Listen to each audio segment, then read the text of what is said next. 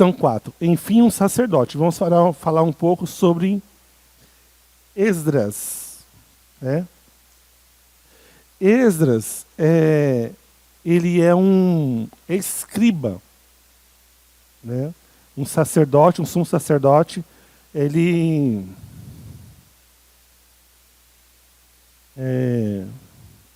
como vou dizer como que ele era? É como se fosse um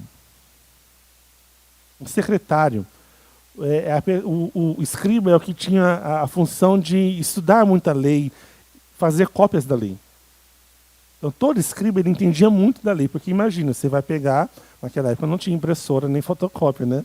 Então, você pegava aqui e ia...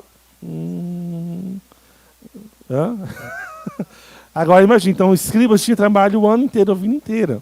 Né? Porque imagina você pegar o Velho Testamento, escrever ele todo à mão. Aí, Então, assim, o escriba mesmo, o judeu normalmente ele sabe a Torá de cor, né? O escriba mais ainda. O escriba sabe as vírgulas, sabe tudo, porque ele escreveu várias vezes, né? E Esdras mesmo no exílio ali na Babilônia, ali agora com o Império Persa, ele mesmo no exílio ele se propôs a fazer isso, a buscar a lei de Deus, né? Então ele volta para Jerusalém, né, o de volta para a minha terra, o segundo de volta para a minha terra, para poder ensinar. A gente tem essa primeira leva, que é com Zorobabel, Ageu, Zacarias, e agora vem uma outra leva, e nessa outra leva vem Esdras. Porque a primeira leva foi para reconstruir o templo. Então estamos reconstruindo o templo, o altar. Agora Esdras volta com a função de ensinar o povo a lei, a guardar a lei, a conhecer a lei. Então, primeiro a gente tem uma parte física, nós temos que reconstruir, fisicamente falando. Quando o Esdras vem, ainda não está totalmente reconstruído. Mas agora Esdras vem com a função mais espiritual de restaurar a vida espiritual das pessoas. Não só mais o templo, o físico, né? Mas agora restaurar a parte espiritual deles, né? Ele consegue o favor do rei, o rei dá uma carta de livre comércio para ele pode andar, vir, né? Ele tinha essa autorização real para poder ir e vir quando quiser, né? Então a gente vê que Esdras é uma das pessoas mais comprometidas com Deus. Quando você olha para a Bíblia assim no Antigo Testamento, ele tinha um compromisso muito inabalável com Deus, né? Primeiro, ele se propôs a buscar a lei de Deus, né? Esdras, ele foi um hermeneuta. O que é um hermeneuta? A função, ele se dedicou a interpretar a lei. Além de escrever a lei, ele agora tinha a função de interpretar a lei e ensinar ao povo essa interpretação, né? Então a gente vai ver que já na época de Jesus existiam várias facções religiosas. Tinham os zelotes, fariseus e saduceus, né? E os escribas. Cada uma deles tinha uma hermenêutica da lei. O que é uma hermenêutica? Interpretação. Então, quando diz lá que no sábado não se pode trabalhar, isso todo mundo entendia, não pode trabalhar. A questão era, o que é trabalho? Então, os saduceus tinham uma ideia do que era trabalho, fariseus tinham outra ideia do que era trabalho, né? Escriba tinha outra ideia do que era trabalho. É uma questão de pura interpretação. Para o fariseu, por exemplo, você levantar um copo d'água é um trabalho. Você não podia levantar um copo d'água. Para o saduceu, tranquilo, isso não é trabalho. Então, por isso que quando a gente vai ver lá no Novo Testamento, os fariseus eram a seita mais rigorosa na interpretação. Por isso eles dizem assim, Jesus está curando no sábado, mas quem está acusando isso é os fariseus. Os saduceus não estão fazendo isso, nem os escribas. São os fariseus, né, que era a seita mais rigorosa na hermenêutica da lei, né? Então Esdras era um hermeneuta. Então a função dele era, além de escrever a lei, né, copiar a lei, também interpretar. O que isso significa? Está dizendo isso aqui, mas o que isso na prática vai significar para a gente, né? É como se fosse hoje uma espécie de juiz do STF, que a função é interpretar a Constituição, né? A função básica é essa, né? Está lá a Constituição, a letra, tá, mas o que isso quer dizer na prática, né? Então ele tinha essa grande função, né? A segunda coisa que Esdras se propôs a fazer não era só buscar a lei, mas é cumprir a lei, né? Conhecer não é tudo, tem que colocar em prática, né? Não é só eu saber que isso é lei, não é só saber que isso é certo, mas eu também preciso praticar. Então ele foi para Jerusalém para ensinar a lei e fazer com que o povo cumprisse a lei também. Então ele era uma espécie de juiz, né? Então quando ele chega ali, a primeira coisa que ele faz ele quer restaurar vários detalhes do culto a Deus. Então ele vai chamar os levitas. Só que os levitas, boa parte, está lá na Pérsia. Só que ninguém quer vir. A vida está confortável lá, eu vou lá para uma cidade toda destruída. Só que aí ele convoca, ele tinha autorização, não, vocês vão vir.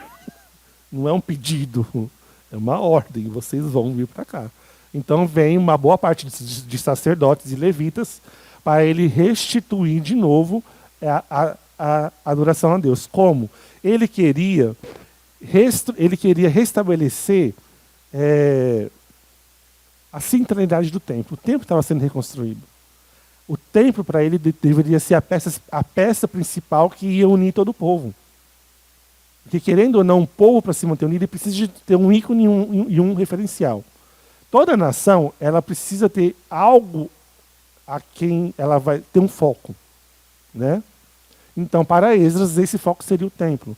Ele não conseguiria fazer isso sozinho, então chama os levitas, porque ele tinha que restabelecer a música, a adoração musical, ele tinha que estabelecer os sacrifícios que iam ser feitos, os símbolos, né, ali no templo, né? Só que quando ele vai se deparar com um grande problema, quando ele volta para Jerusalém com os levitas e está ensinando a lei. Olha só que está em Esdras 9:1. Acabadas, pois, essas coisas, vieram ter comigo os príncipes, dizendo: o povo de Israel e os sacerdotes levitas não se separaram dos povos de outras terras com as suas abominações, isto é, dos cananeus, dos heteus, dos ferezeus, dos jebuseus, dos amonitas, moabitas, egípcios e amorreus, pois tomaram das suas filhas para si e para seus filhos, e assim se misturou a linhagem santa. O que aconteceu? Imagina que Esdras é uma pessoa bem rígida com a lei. Assim, então, Esdras, fala uma coisa, o povo aqui casou com as pessoas daqui da terra e tiveram filhos e filhas. Isso era contrário à lei. Ou seja, o povo ia ficar miscigenado. Esdras vai chamar o povo inteirinho, o povo todo, primeiro vai buscar Deus, vai confessar o pecado do povo. Os príncipes, né, os líderes se arrependem e aí toma uma decisão. Olha, vocês vão mandar embora suas esposas estrangeiras com seus filhos. Não é para ficar aqui. E o povo faz isso, pega as mulheres. Então muitas famílias foram desfeitas. Os homens pegaram suas esposas que não eram israelitas e mandaram embora. Vai, some daqui com seu filho. Com os filhos. E muitas famílias foram desfeitas para que a linhagem pura de Israel se mantivesse, obedecendo à lei de Deus, né? Deus, porque assim, quando Esdras vai ler a lei, o que levou Israel ao cativeiro foi justamente isso. Não só a desobediência, mas a miscigenação. Se a gente for levar em conta que o que foi que levou, vocês responderem na prova, o que foi que fez Salomão se desviar no final de sua vida? Foi casar com mulheres estrangeiras e elas perverteram o seu coração, a se desviarem de Deus. Então não era que Deus não gostasse, porque naquela época era muito fácil a pessoa se desviar de Deus, porque uma coisa é alguém que você não conhece e vir e dizer, adora esse Deus, você não quer.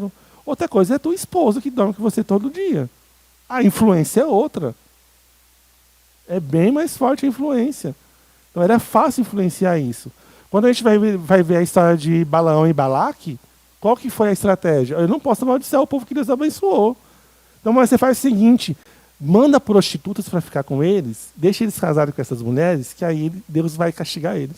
E foi o que aconteceu. Então Esdras, quando lê isso na lei e vê o povo fazendo isso, assim, olha gente, a gente está voltando agora de 70 anos de cativeiro por causa disso, e vocês vão fazer isso? Então se livra disso aí. E foi o que eles fizeram para poder ter esse quebrantamento, esse arrependimento, né? Então a gente vê que o povo se arrependeu verdadeiramente quando esse é o maior sinal de arrependimento. E até hoje.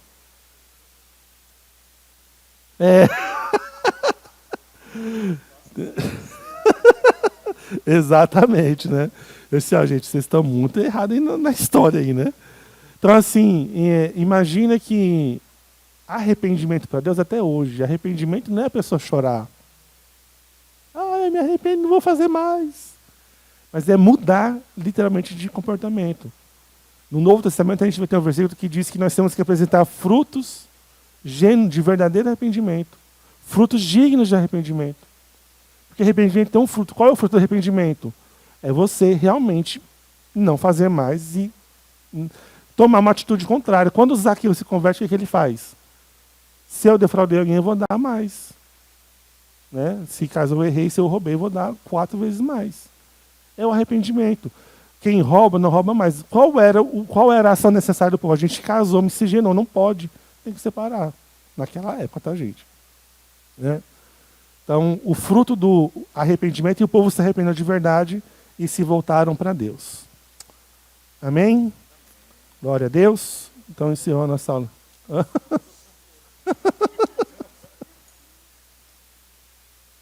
Esse período de Israel ele é muito importante e tem muito detalhe, porque é uma virada de chave no povo de Israel. Virou a chave, porque a gente tem um povo, até o exílio, a gente tem um tipo de povo de Israel. Depois é outro povo, é outra mentalidade. O exílio mudou a mentalidade do povo de Israel.